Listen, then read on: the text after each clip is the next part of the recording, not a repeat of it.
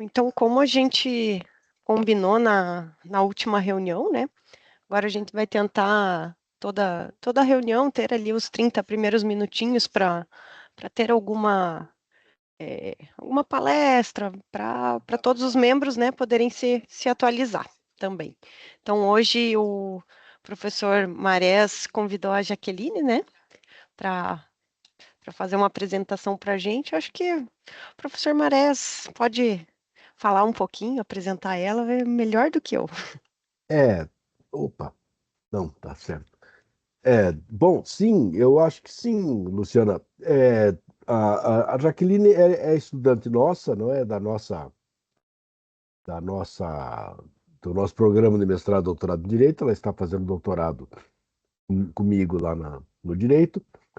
E ela está trabalhando justamente o tema dos protocolos bioculturais relativos ao consentimento de utilização dos conhecimentos tradicionais associados ao patrimônio genético. E então só isso já seria interessante que ela viesse nos falar um pouco sobre os conhecimentos associados, mas ela tem tido uma atuação muito grande, direta, independente da tese, ou ajudando a tese, ou por causa da tese, ou a tese é por causa disso, isso eu não sei, né? Como é que, como é que funciona, mas enfim, é um trabalho muito prático, muito concreto, é, é, sobre o reconhecimento dos conhecimentos tradicionais associados. Eu já tinha dito em umas conversas anteriores que a legislação que a gente tem é uma legislação muito ruim do ponto de vista da proteção dos conhecimentos sociais, dos conhecimentos tradicionais associados, porque deixa muito buraco e muita coisa vaga. E claro que isso vai sendo preenchido na medida em que vai se reconhecendo os conhecimentos tradicionais associados a determinado povo, né, que se associa a determinados fatos ou questões do patrimônio genético, né, diretamente. Então, como a Jaqueline tem trabalhado nisso, eu pedi para ela fazer uma exposição de como tem sido discutido isso na comissão do patrimônio genético, que ela tem acompanhado, e para dar uma explicação melhor. Então, eu já digo também para a Jaqueline que aqui este grupo é um grupo que tem verificado a participação da PUC, tem essa função de verificar a participação da PUC no patrimônio genético e, portanto, na prevenção da biopirataria. E tem, né, principalmente nas pesquisas que a PUC desenvolve, como a PUC como responsável pelas pesquisas. Mas todos nós sabemos que o conhecimento sobre isso é muito pequeno ainda. A gente não tem, a gente fica muito, surgem muitas dúvidas internas nossas, né? Inclusive sobre essa associação entre o conhecimento tradicional e o patrimônio genético. E é por isso que a Luciana disse que a gente vai tentar trazer pessoas, etc., para dar mais esclarecimentos, inclusive pedir para você sugestões de quem a gente podia trazer para conversar mais e tal sobre essas questões. E então, hoje é a sua apresentação justamente disso que você tem tido na prática concreta. A Jaqueline é mestre pela Universidade Federal do Paraná, é, formada em Direito também pela Universidade Federal do Paraná, e agora desenvolve o doutorado conosco. É funcionária de uma instituição, advogada de uma instituição, advogada, a gente chama de advogado popular, de uma instituição extremamente ativa nessas questões de defesa de conhecimentos tradicionais, de povos tradicionais, etc., que é a Terra de Direito, que tem a sede aqui em Curitiba. Então, uma pessoa altamente qualificada para nos contar a historinha que vai contar. Acho que é isso. Muito obrigada, professor. Então, boa tarde a todos e a todas. Então, a ideia é que eu apresente nesses 30 minutos, né, isso tudo que o professor contou. Claro, sem a intenção nenhuma de esgotar nenhum dos temas, porque cada uma das coisas que a gente vai falar aqui é de uma complexidade, de um aprofundamento enorme. Então, alguns apontamentos que alguns, né, eu vou tentar destacar um pouco mais, outro um pouco menos, né? Mas compõe um pouco do que eu venho estudando e trabalhando. como o professor já mencionou. Bom, então vamos lá, deixa eu tentar apresentar aqui.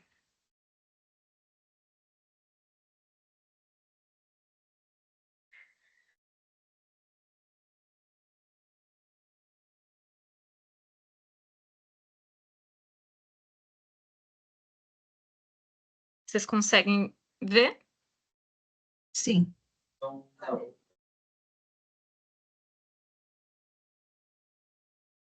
Bom, então o tema, né, que eu pesquiso e alguns, né, e algumas práticas, né, diárias na advocacia popular me levaram a esse caminho do estudo sobre os conhecimentos tradicionais associados à biodiversidade.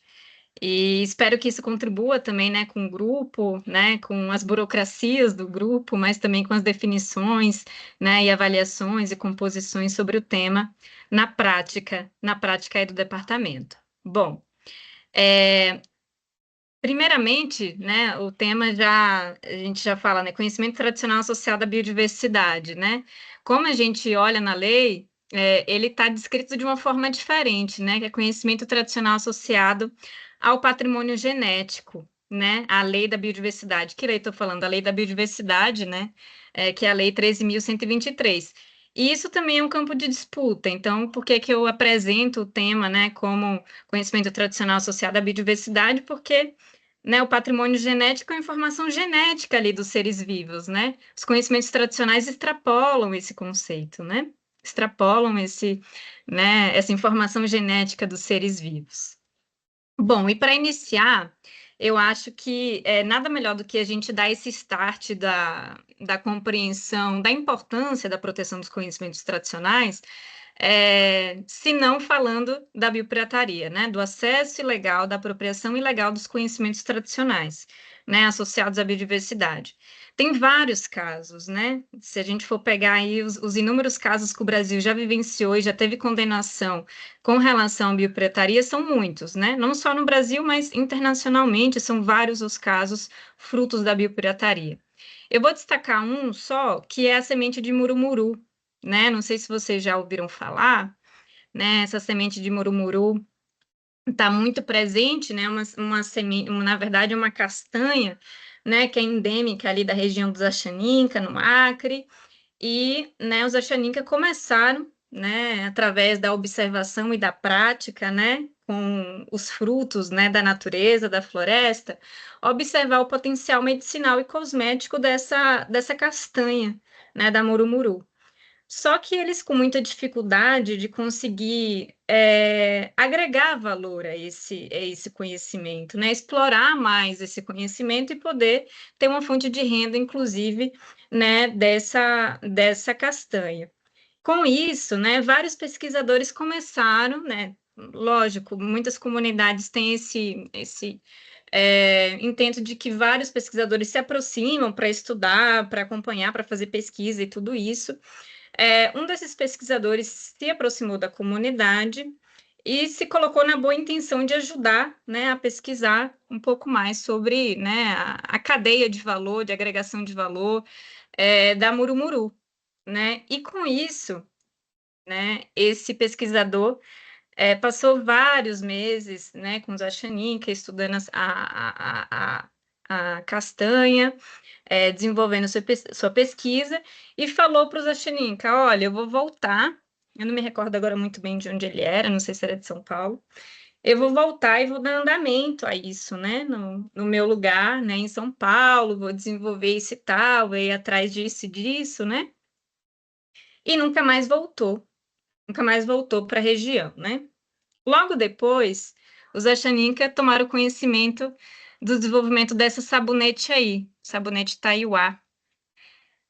Tem uma propaganda bem famosa, Cheirinho da Floresta. E essa sabonete foi comercializada, né, amplamente, e os Axaninca tomaram conhecimento, né, mas é fruto, né, daquela pesquisa, daquele pesquisador que veio aqui, né, e passou vários meses com a gente, né, desenvolvendo e falando que ia trazer, né, ia nos ajudar a trazer essa agregação de valor. Bom, o caso foi parar no CEGEM, né, no Conselho de Gestão do Patrimônio Genético, E a empresa criada por essa pessoa teve que pagar uma multa de 5 milhões de reais ao povo Axaninca. Bom, justamente por conta dessa apropriação ilegal. Então, não é algo, né, quando a gente fala, não é algo que é normalizado esse acesso ao conhecimento tradicional, já teve, né, as ilegalidades ocorreram por muitos anos, né, essas apropriações históricas dos conhecimentos tradicionais, mas nos últimos anos, com o decorrer justamente, né, da luta e das reivindicações dos povos indígenas, dos povos e comunidades tradicionais, começaram a haver instrumentos legais internacionais, tratados internacionais, né, regramentos jurídicos nacionais que criminalizam essa prática, né, que declaram que é ilegal essa apropriação ilegal, essa apropriação dos conhecimentos tradicionais sem o devido reconhecimento do conhecimento tradicional associado à biodiversidade e sem a devida repartição dos benefícios, né, oriundos do lucro, né, da exploração econômica decorrente desse acesso ao conhecimento tradicional. Bom, então a biopirataria é isso, né? Essa prática ilícita, né, que envolve o acesso aos recursos genéticos, né, associados aos conhecimentos tradicionais e que está em desacordo a um dos principais instrumentos, né, que trazem a concepção da proteção dos conhecimentos tradicionais, que é a Convenção da Diversidade Biológica, que a gente vai falar um pouquinho mais na frente. E tudo isso, tem vários autores que levantam, que estudam a questão da biopirataria. A Vandana Shiva é uma delas, que eu estudo bastante, né? E o que a Vandana Shiva fala? Ela fala que o uso do conhecimento tradicional, ele pode aumentar a eficiência no reconhecimento das propriedades medicinais em cerca de 400 vezes, 400%, né? Então, assim, aumenta muito, né, as indústrias, e a gente pode destacar a indústria farmacêutica, indústria cosmética, indústria agrícola, até mesmo as pesquisas científicas, aumenta muito a eficiência quando se tem já um conhecimento trabalhado, observado, né, um conhecimento que, no decorrer de vários anos, né, através da observação daquele povo ou comunidade tradicional, teve daquele produto, né, teve daquela planta. Então, isso facilita muito, né, o processo de apropriação, né? E, claro, esse se tornou um dos mercados mais interessantes para todos esses ramos, né, justamente por conta dessa facilitação de acesso. E o que são esses conhecimentos tradicionais, né? Os conhecimentos compreendem essas várias técnicas, como, né, já mencionei, esses métodos, esses modos de trabalhar, de manejar a floresta, de identificar as propriedades farmacêuticas das plantas, né, de ter o conhecimento sobre todo o ecossistema, das espécies que são alimentícias, né, da categorização das plantas, dos animais. São conhecimentos que são fluidos, né? Não está num determinado povo, ele se compartilha entre vários povos, né? Porque a tradição moral que vai passando isso, vai perpassando de povo para povo. É um conhecimento ancestral, né? Intergeracional. Né? A oralidade também é algo que é muito presente, não tem muitas vezes uma descrição escrita, né, desses conhecimentos. E ela parte dessa observação, né? Então, a observação desses ecossistemas, das fases das luas, dos vários tipos de chá, né? De teste com casca, com folha, para os diversos tipos, né? De doenças, né? De tratar determinados tipos de doença, ou mesmo um potencial cosmético. A minha mãe falava assim, olha, eu sou do interior da Bahia, sou filha de pequenos agricultores, e ela falava, a folha de joá é muito bom para escovar os dentes, né? Eu lembro disso dela falar, eu falar pequena isso. E hoje em dia, se vocês pesquisarem, já tem uma pasta de dente, né, do joá, né, que vem do joá. Então, assim, são essas coisas, né, essa observação que depois vai sendo apropriada pela indústria. Bom, eu não poderia deixar de dizer das sementes crioulas, né? O que é o melhoramento genético das sementes crioulas, a resistência a determinadas regiões, se não o conhecimento tradicional, né, dos agricultores, dos povos indígenas, dos povos e comunidades tradicionais, que conseguem garantir que sementes se adaptam, por exemplo, a regiões secas, né, regiões áridas, né, ou regiões mais úmidas, ou regiões, né, intermediárias e tudo isso. E pode ser também construção de barcos, né? Pode ser roupas específicas. Isso também é conhecimento tradicional. Bom, e a importância desse conhecimento tradicional, ele se revela justamente porque há, né, um grande interesse, né, e principalmente das indústrias farmacêuticas, químicas, agrícolas, na obtenção do acesso a esse conhecimento. E foi por isso, né, através da luta e das reivindicações, como eu já mencionei, que alguns instrumentos, né, foram constituídos justamente visando essa proteção material e imaterial desses conhecimentos. E a gente tem que falar que esses conhecimentos são direitos autorais coletivos, né? Veja que eu tinha falado que são conhecimentos que se espalham, né? Que são conhecimentos que se propagam com diversos povos, são compartilhados por diversos povos. Então, esses instrumentos jurídicos que foram criados, claro, tem toda a discussão que foi criada no âmbito da propriedade intelectual, que eu acho que não nem cabe, não dá tempo da gente discutir, mas a discussão é sobre uma proteção, né, de direitos autorais coletivos aqui. Não tem como você individualizar um conhecimento, né?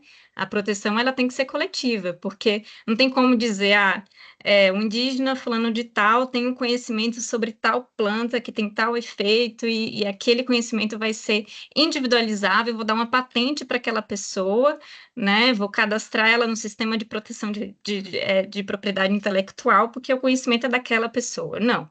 Os conhecimentos tradicionais, eles não têm esse caráter individualizável, né? E a gente começa, né, então, a conquistar alguns instrumentos. Eu destacaria aqui, primeiramente, a Convenção 69 da Organização Internacional do Trabalho para Povos Indígenas e Tribais, que vai trazer, e a gente vê nas leituras, e tem certeza disso, um dos elementos mais importantes hoje em dia, né, na reivindicação e na luta por direitos. E aqui a gente faz, né, a parte relacionada à proteção dos conhecimentos tradicionais, que é a garantia, né, através dessa importante convenção internacional, do direito à consulta prévia livre e informada, né? É esse princípio orientador, né, que vai dar dimensão para todos os outros instrumentos, né, na garantia de que, se os conhecimentos tradicionais, né, são esses conhecimentos que são de autoria coletiva, são dos povos indígenas, povos e comunidades tradicionais, cabem a ele decidir, né, o acesso, como é que vai se dar o acesso a esses conhecimentos tradicionais. E esse acesso tem que ser de forma prévia, livre e informada. Acesso para quem? Para os agentes externos, né? Como a gente falou, seja as indústrias, seja o Estado, né, a empresa, seja a própria academia. Então, tem que ter, né, esse princípio orientador aí, cumprindo com a Convenção 69, que foi ratificada no Brasil em 2003, com a garantia do consentimento, né, do acesso por essas populações. E vem a Convenção da Diversidade Biológica em 92, que foi realizada no Rio de Janeiro, e é ela que inaugura, né, esse importante, essa categorização, né, da proteção dos conhecimentos tradicionais. Né? Então, o Brasil ratificou a convenção, né, através, né, do decreto legislativo em 94, e a Convenção da Diversidade Biológica está baseada nos 3 princípios, né, que é a Convenção da Diversidade Biológica, o uso sustentável da biodiversidade e a repartição justa e equitativa dos benefícios provenientes da utilização dos recursos genéticos. O artigo 8J é o artigo que, então, classifica essa questão, né, conceitua essa questão da proteção dos conhecimentos tradicionais. E diz, né, que em conformidade com a legislação nacional, ou seja, de cada país parte, né, os países devem respeitar, preservar e manter os conhecimentos, inovações e práticas das comunidades locais e populações indígenas, né, com estilos e vidas tradicionais relevantes à conservação. Aqui é importante porque reconhece que, através dos estilos e modo de ser e viver dos povos e comunidades tradicionais, esses sujeitos contribuem para a conservação da biodiversidade, né? E incentivar a sua mais ampla aplicação com a aprovação e participação desses detentores, né, desses conhecimentos, encorajando a repartição justa e equitativa dos benefícios, né? Então, aqui pela primeira vez surge, né, esse conceito dizendo que os estados têm essa obrigação de respeitar esses conhecimentos e de garantir, né, a repartição justa e equitativa desses benefícios oriundos desse acesso, né? Então, assim, se, né, as empresas, se o Estado, né, se a academia vai acessar esse conhecimento com, né, o intuito de exploração econômica, deve repartir os lucros, né, com esses sujeitos, que são os detentores. Aqui uma fotinho da convenção, que foi no Rio, e aqui uma matéria, né, que relata, inclusive, a exigência, né, dos indígenas numa integração maior, né, à Convenção da Diversidade Biológica. Logo depois, tem um instrumento que também é muito importante para a gente entender essa questão da proteção dos conhecimentos tradicionais, que é o Protocolo de Nagoya. O que é o Protocolo de Nagoya, né? O Protocolo de Nagoya foi adotado lá na Conferência das Partes de Nagoya, no Japão, né, em 2010. E a Conferência das Partes é esse momento, né, que os países se reúnem para regulamentar alguns dispositivos da Convenção da Diversidade Biológica. A regulamentação de um desses dispositivos era justamente, né, a questão do artigo 8J. Né? Como é que vai se dar essa proteção dos conhecimentos tradicionais? Como é que vai se dar essa repartição, né, equitativa e justa dos benefícios? Então, é em Nagoya, em 2010, na Conferência das Partes, que, né, se regulamenta esse tema, né? Então, é o Protocolo de Nagoya sobre o acesso aos recursos genéticos e repartição justa e equitativa dos benefícios, né, derivados da sua utilização. Bom, o artigo 12 é um dos artigos principais, né, para esse tema no Protocolo de Nagoya, né, que é o artigo que vai tratar sobre o conhecimento tradicional. E aí ele vai dizer, né, no cumprimento das obrigações oriundas dos protocolos, as partes, né, de acordo com as leis nacionais, então aqui considerando que as partes, os países membros, têm suas leis nacionais ou vão criar suas leis nacionais, levarão em consideração leis consuetudinárias, protocolos e procedimentos comunitários das comunidades indígenas e povos das comunidades tradicionais, né? E coloca ali 3 elementos: protocolos comunitários, né, requisitos mínimos para termos mutuamente acordados para assegurar a repartição justa e equitativa dos benefícios derivados, né, da utilização dos conhecimentos tradicionais e cláusulas contratuais, né, com um modelo para repartição de benefícios. Né? Então, esses já começa, né, a trazer mais elementos para construir, né, essa regulamentação internacional em torno do tema. Aqui, o Protocolo de Nagoya menciona os protocolos comunitários. E eu acho que aqui é importante destacar, né, que há todo um conjunto de construção, né, dessas leis autônomas das comunidades tradicionais para justamente garantir aquilo que a Convenção 69 da OIT estabeleceu como princípio. O acesso, né, ao conhecimento tradicional, ele deve ser, né, de forma prévia, livre e informada. O instrumento que o protocolo de Nagoya está aqui destacando, esse protocolo comunitário, pode, né, regulamentar como é que vai se dar esse acesso a esse conhecimento tradicional. E não só isso, não só o acesso, né? E aí aqui é uma inovação que o Nagoya, né, e que a CDB traz. Como que a comunidade vai querer que seja previsto, né, a repartição justa e equitativa dos benefícios oriundos desse acesso? Esses protocolos comunitários começaram a ser construídos bem recentemente, né? Porque a CDB é de 92, o Protocolo de Nagoya é de 2010. Esses protocolos comunitários específicos começaram a tomar o nome, né, como protocolos biculturais, né? E começaram a ser construídos mais ou menos o primeiro protocolo bicultural, né, que eu consegui identificar em 2012 aqui na América Latina. Né, foi o primeiro protocolo bicultural, que vai disciplinar exatamente isso, como as empresas devem acessar esses conhecimentos tradicionais e como é que a comunidade quer que seja, né, a repartição dos benefícios oriundos desse acesso. E aí vem a lei do Brasil, né, a lei conhecida, a Lei da Biodiversidade, né, a Lei 13.123 de 2015, que teve vários, né, teve um processo longo de vigência, tiveram, né, uma medida provisória que foi reeditada várias vezes, se não estou enganada, foram 15 vezes que a medida provisória, né, que deu origem a essa lei foi reeditada. e tem várias controvérsias na aprovação da lei, inclusive, né, lutas e reivindicações dos povos e comunidades tradicionais que não foram atendidos, né, que não sentaram à mesa para construir esse processo, né, de regulamentação dessa lei, de construção dessa lei, mas que, de certa forma, traz, né, alguns instrumentos que a gente pode, que devem ser, né, orientados da nossa prática e que, na verdade, orientam toda a questão que envolve, né, o acesso ao conhecimento tradicional, e estabelece, através da regulamentação do Decreto 8772 de 2016, o CEGEM, né, o Conselho de Gestão do Patrimônio Genético, o Fundo Nacional de Repartição de Benefícios, o CIGEM, que é o Sistema, né, de Gestão do Patrimônio Genético. Então, é o que a gente tem, né, é o que a gente está trabalhando aí, ainda que com algumas críticas, né?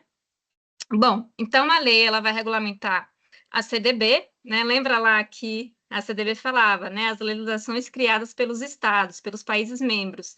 Então é aqui, né, que o Brasil regulamenta, vai trazer questões, né, contra a utilização e exploração ilícita, a bioprataria, vai estabelecer, né, que o acesso ao conhecimento tradicional deve ter como premissa o respeito e a vontade desses sujeitos, ou seja, aqui, ó, de novo, fazendo referência ao princípio da Convenção 69 da OIT, né, respeitar, né, a vontade desses sujeitos, e estabelece a repartição justa e equitativa desses benefícios. Bom, e aí vem os temas que vão cada vez mais dificultando, né? O que é repartição de benefícios nesse sentido? O que é repartir de forma justa? E daí o professor Maré sempre provoca a gente, né? O que é uma repartição justa para os povos? Pode ser justo para um, pode não ser para outro. Como é que uma lei vai querer disciplinar o que é justo, né? Então, é uma questão até filosófica. Bom, resultantes da exploração econômica oriundo do acesso ao conhecimento tradicional associado. A repartição de benefícios, ela é devida quando? Quando houver exploração econômica, né? Então, assim, até a gente vai falar ali na frente, né? E com relação às pesquisas científicas, não é exploração econômica, então não tem repartição de benefícios. Então, são várias as nuances aí. Então, é importante se destacar, né? A repartição de benefícios é devida quando há exploração econômica. Quando há um produto acabado oriundo do acesso ao conhecimento tradicional associado, né? E quando há um material reprodutivo oriundo do acesso ao conhecimento tradicional associado para fins de atividades agrícolas. Essa lei também regulamenta muitas questões relacionadas às sementes, que a gente precisa também ter mais atenção, inclusive as sementes crioulas e tudo isso. No caso da exploração econômica, né, caberá ao usuário optar, né, usuário, aqui tem os termos técnicos, né, usuários, quem que a gente fala? Os detentores, ou como a gente vem construindo atualmente junto aos povos e comunidades tradicionais, os guardiões da biodiversidade, né, cabe a esses sujeitos indicar qual é a modalidade que eles vão optar, seja monetário ou a não monetária, né? Mas, atenção, eles só podem escolher entre as duas modalidades de repartição monetária ou não monetária, né, esses usuários, se o conhecimento for de origem identificável, né, o que a lei coloca ali.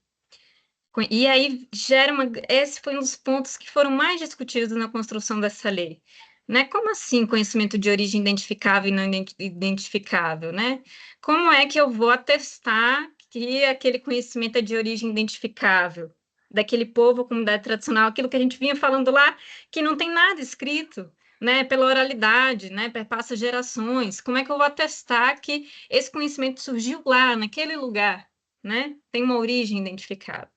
Enfim, uma outra questão aí de debate da lei. Mas, então, se for de origem identificável, o usuário, detentor, o guardião, pode escolher entre as duas modalidades, né? Todavia, se, né, o conhecimento for de origem não identificável, ele automaticamente será, né, destinado, ele será optado, né, pela repartição na modalidade monetária e será recolhida uma porcentagem que irá, né, será destinada ao Fundo Nacional de Repartição de Benefícios. Se eu não estou enganada, 0,5%, né, como está ali abaixo. Esse Fundo Nacional de Repartição de Benefícios, ele vai ser gerido pelo Programa Nacional de Repartição de Benefícios, que tem como um dos objetivos justamente promover a conservação da diversidade, né, biológica, né, e fomentar projetos, né? Projetos de conservação desses conhecimentos tradicionais, né? Junto às comunidades e vários outros objetivos, né? Esse é um dos objetivos. E aí, esse fundo ele pode ser acessado através de editais, né? Se lança editais e as comunidades podem acessar, né, os recursos desse fundo. Vamos lá. O que é exigido em caso de acesso ao conhecimento tradicional para exploração econômica, né? O que é exigido segundo a lei? A notificação do CEGEM, a apresentação do acordo de repartição de benefícios, né? Então, o que é essa notificação do produto acabado? É um instrumento que declara a atividade da exploração econômica desse produto, né? O que é que vai ser desenvolvido, né? Cada produto acabado ou material reprodutivo oriundo desse acesso deve ser notificado individualmente no CEGEM. E essa notificação ela deve acontecer antes do início da exploração econômica. E o que significa? Quando é esse início, antes da exploração econômica, né? Eles consideram que o início da exploração econômica é quando ocorrer a primeira emissão da nota fiscal de venda do produto, né, acabado do material reprodutivo. Então, aqui é fazendo referência a essa questão de ser prévia, né, de ser antes, né, essa notificação do CEGEM precisa ser antes do início, né, do desenvolvimento da exploração econômica, não adianta ser depois, né, porque daí, qual é o objetivo do CEGEM? Que é esse conselho que é composto, né, tem um caráter deliberativo e consultivo, né, composto por, né, tanto pela sociedade civil, também como, né, os ministérios e presidido pelo Ministério do Meio Ambiente. É justamente analisar esses cadastros, né, essas notificações, né, então não adianta, né, que o usuário já tenha iniciado o processo de exploração econômica com acesso ao conhecimento tradicional, sem antes não passou pelo CEGEM justamente para analisar esses documentos e para dar a deliberação em si, né, então não adianta que isso seja feito depois. Bom, para realizar a notificação, o usuário precisa, então, preencher esse formulário que é disposto no CIGEM, né, um formulário eletrônico no sistema, né, de gestão do patrimônio genético, que já está apto, não sei se você já, né, se utiliza, não sei como é isso, mas está apto no site, né, cigem.gov.br, que daí é onde tem todos os, né, os formulários de cadastro de acesso ao conhecimento tradicional, não só isso, né, mas especificamente isso. E o acordo de repartição de benefícios, que é esse instrumento, né, aí, né, que vai qualificar as partes, né? Então, qual é a empresa que vai querer acessar aquele conhecimento tradicional? Como é o nome dessa empresa? Qual é o nome da comunidade que vai ter o conhecimento tradicional associado? Né? Quais são os termos da repartição de benefício, né? Como a comunidade vai querer isso, né? Então, esse é o acordo, né, que também é um dos critérios estabelecidos quando se tem exploração econômica do conhecimento tradicional associado. E tem vários, né, os elementos que precisam estar presentes nesse acordo, que também está disposto na lei, né?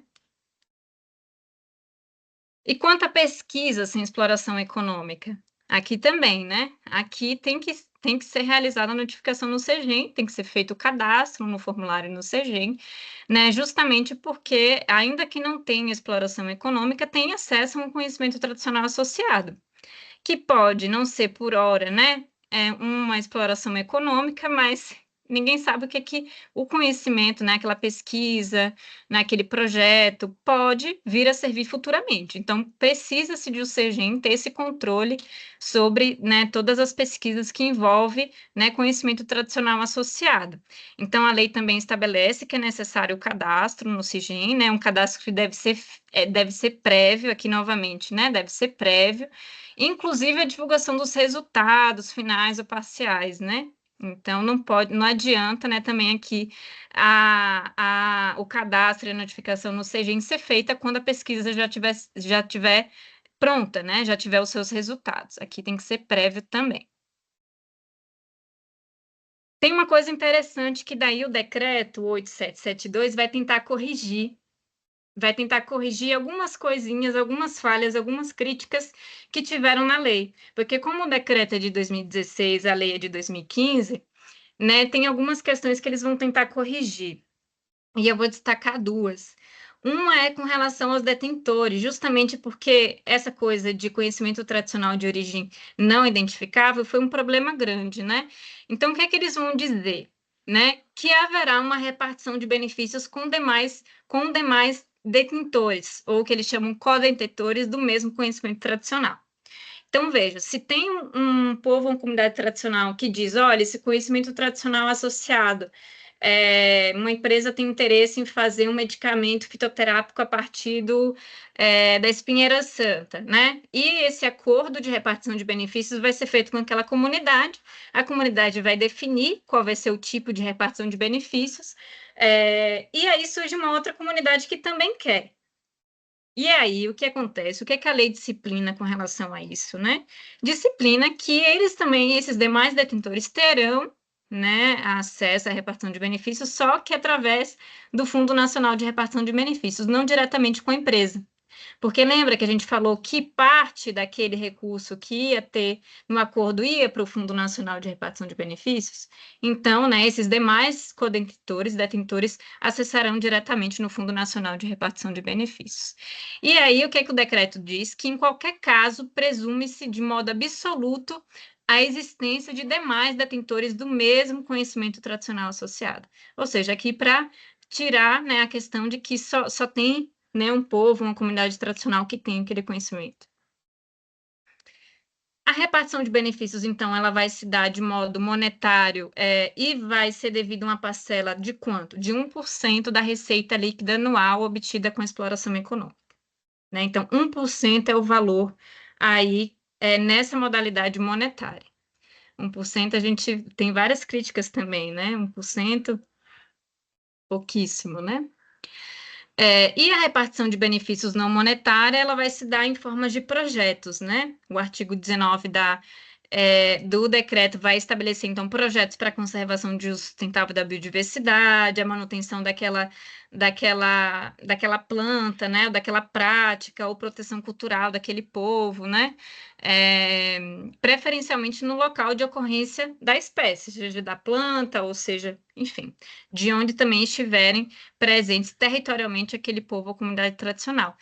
E capacitação em recursos humanos, formações, né? Formações com aqueles sujeitos sobre a questão do uso sustentável do patrimônio genético e etc. Então, a modalidade não monetária se dá dessa maneira. E o instrumento de consentimento prévio, que é estabelecido na lei. O que é que a lei diz, então? Que, né, para o acesso ao conhecimento tradicional de origem identificável, esse acesso ele está condicionado, né, à obtenção do consentimento prévio da comunidade, né?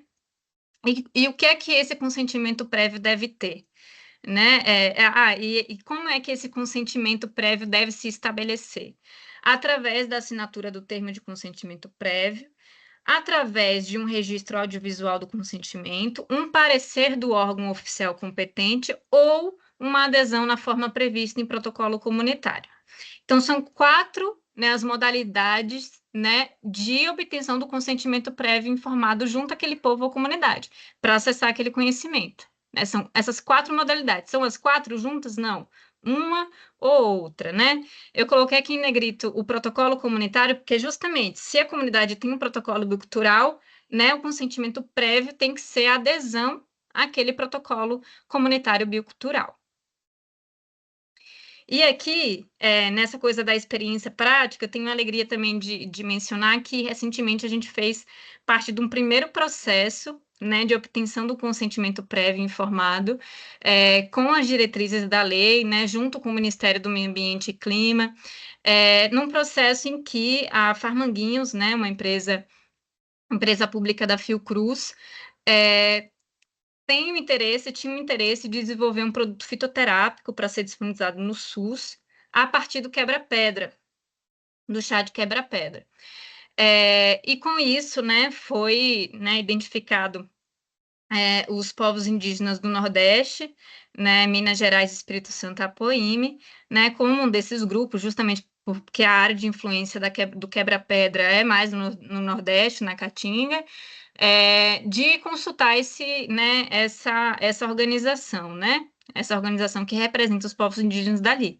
Então, a gente teve o trabalho, né, de fazer esse processo de, né, entender como é que isso se daria na prática, inclusive formulando o termo de consentimento, com as cláusulas, né, de consentimento, de repartição de benefícios, né, de qual forma de repartição de benefícios. Então, acho que também é um instrumento que abre caminhos aí para os futuros processos de obtenção do conhecimento tradicional. Bom, já estou no meu tempo aqui, vou caminhando para o fim, já está acabando.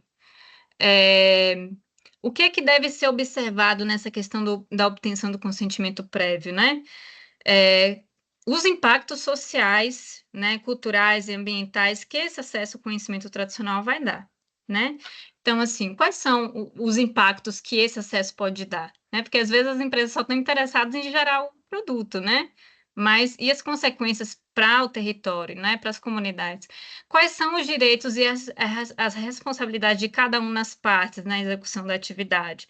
Então, as comunidades têm que saber desses direitos, né, dessas responsabilidades. Isso tem que estar previsto no processo de obtenção do consentimento prévio. E também, né, o direito da comunidade em negar, em recusar o acesso ao conhecimento tradicional. E isso está na lei, e isso está no decreto. Né? A comunidade tem o direito de recusar. Só que daí tem um problema. Se o povo ou comunidade recusar, aquele povo ou comunidade recusar, né, a empresa pode, né, recorrer a outro povo ou comunidade tradicional. E aí que está a questão, né? Uma das falhas, uma das lacunas da lei. Foi o que aconteceu, por exemplo, nesse processo, né? Poderia acontecer nesse processo da Apoime. Se a Apoime negasse, né, a Fiocruz poderia ir atrás, né, de outro povo ou comunidade tradicional para obter o consentimento. Bom, então, por fim, eu gostaria só de atentar sobre dois tratados, nesse caso essa é a declaração, que também menciona essa questão da proteção dos conhecimentos tradicionais. Uma, que é a Declaração sobre os Direitos dos Camponeses, que infelizmente ainda não foi ratificada pelo Brasil, mas que traz elementos com relação aos camponeses, que é o direito justamente de preservar, né, e proteger os conhecimentos tradicionais, né, os meios de produção, tecnologia, costume e tradição. Essa declaração tem sido reivindicada pelos movimentos sociais, pelos movimentos, né, dos povos indígenas, povos comunidades tradicionais, como uma importante declaração, pressionando, inclusive, o Brasil para ratificar, justamente porque é um instrumento a mais de proteção. E, por fim, né, acabou de sair do forno o Tratado sobre Propriedade Intelectual de Recursos Genéticos e Conhecimentos Tradicionais da OMP, né, que foi, né, aprovada em Genebra, na Suíça, durante a Conferência Diplomática de 13 a 24 de maio, que trata, então, justamente sobre os recursos genéticos e conhecimentos tradicionais associados, que foi fruto de um longo processo, aquele processo que eu mencionei logo no início, de várias críticas, né, do sistema de propriedade intelectual, né, de patentes, que não compreende a complexidade, não compreende, né, a coletividade, né, as autorias coletivas, as produções coletivas dos conhecimentos tradicionais, e que não cabia nesse sistema de propriedade intelectual. Então, é nesse esforço que a UNP, né, desde 2000, cria uma comissão para tratar sobre o tema, e finalmente, né, nesse ano, se celebra esse tratado internacional. Bom, eu recentemente li o tratado e a avaliação assim, eles têm como objetivo, né, a UNP fala como objetivo, que né, que as patentes sejam concedidas, né, que não sejam concedidas de forma errada para as invenções, nem novas inventivas relativas aos recursos tradicionais, que contenham saber tradicional associado, né? Então, assim, né, querendo afastar toda a questão da biopirataria, tem muito uma questão também de divulgação e transparência, né? Então, toda patente que for registrada, que tenha conhecimento tradicional, tem que informar, né, a origem desse conhecimento tradicional associado. São alguns elementos que vão muito nessa característica de transparência, de divulgação, de rastreabilidade e tudo isso. Né? Teve uma participação dos povos indígenas no processo de formulação, então acho que isso é importante mencionar. Só que, de forma geral, a minha avaliação é que ainda é um instrumento muito vago. Você lê o tratado e você fala assim, as coisas ainda, né, as faltas de proteção, ainda que, né, tenham todos esses instrumentos, a CDB, o Nagoya, a Lei da Biodiversidade, agora esse tratado, ainda não consegue, né, a sensação que dá é que ainda tem lacunas, ainda não consegue, né, abarcar essa complexidade da proteção dos conhecimentos tradicionais. Mas, então, por fim, é isso. São instrumentos que estão aí, estão disponíveis para que a gente caminhe cada vez mais na proteção dos conhecimentos tradicionais associados à biodiversidade. É isso. Obrigada.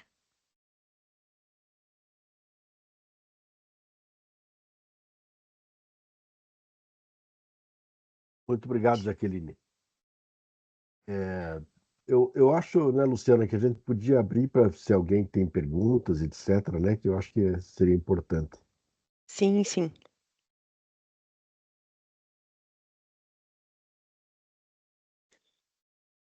Bom, acho que Eu tenho uma pequena pergunta, Jaque, que você acabou passando muito rápido na parte, é que nem sempre, nem durante todo o tempo, nem tudo é considerado conhecimento tradicional.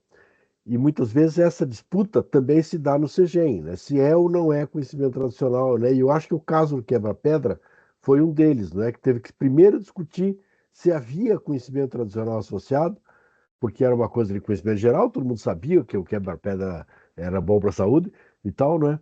Mas teve que haver essa discussão prévia, ou seja, primeiro tem que haver a discussão se é conhecimento tradicional associado. E como há, então aí se aplicam as regras da repartição do benefício. É isso mesmo? É isso mesmo. Infelizmente, a gente até ouviu de uma própria funcionária da Fiocruz falar assim: ah, mas o quebra-pedra é milenarmente conhecido em todas as regiões. E esse é um discurso que, infelizmente, está presente, né, em todas as categorias que a gente for pensar em conhecimentos tradicionais. Mas o próprio decreto fala nisso, né? Ele fala. Os conhecimentos. A outra coisa, né, que eu esqueci de mencionar, que é que o decreto tenta consertar, é justamente dizer que não existe conhecimento tradicional que não seja de origem identificável dos povos e comunidades tradicionais. Então, o decreto tenta consertar essa questão da lei e que se associa nesse conhecimento de que os conhecimentos os conhecimentos gerados, né, hoje em dia, né, eles estão intimamente ligados à prática e observação desses povos, desses povos, né, tradicionais, dessas populações, né, que observam milenarmente isso. Então, tem como você dizer, ah, então quebra-pedra, tá, mas como é que ele chegou a ser conhecido mundialmente, milenarmente, entre todos os povos? De onde é que começou isso, né? Então, assim, é muito fácil dizer que todo mundo conhece, mas a partir de onde conhece, né? Então, acho que fazer essa reflexão é importante.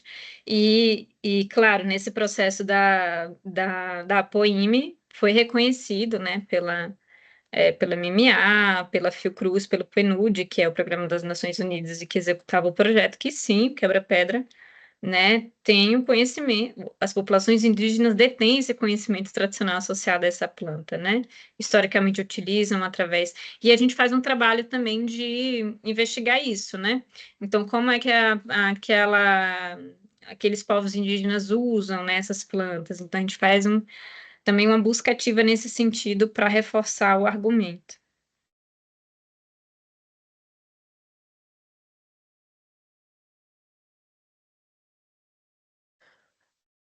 Bom, acho que não temos mais perguntas. Então, Jaqueline, a gente queria agradecer muito para a sua apresentação, né, que é um tema, até na reunião passada a gente estava discutindo sobre isso, que é um tema mais complicado para a gente em questão até de conhecimento, e como o próprio professor Marés comentou, né, até as próprias falhas da lei que a gente fica um pouco de mãos atadas. Então, foi muito boa essa apresentação que, pelo menos, acho que para todos, né, esclareceu bastante coisa. Muito obrigada, gente, pelo convite. Muito obrigada, professor Marés. E é isso, a gente está à disposição também para as trocas e dúvidas e tudo isso. Obrigado, Jaqueline.